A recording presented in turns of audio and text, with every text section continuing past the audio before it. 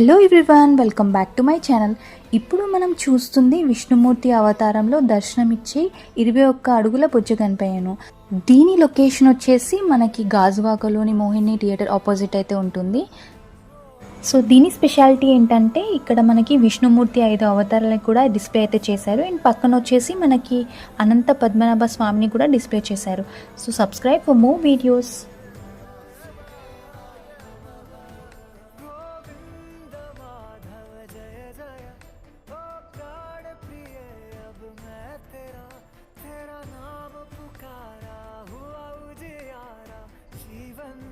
अब मेरा कण कण में पाया, हृदय से बुलाया नाम जब तेरा।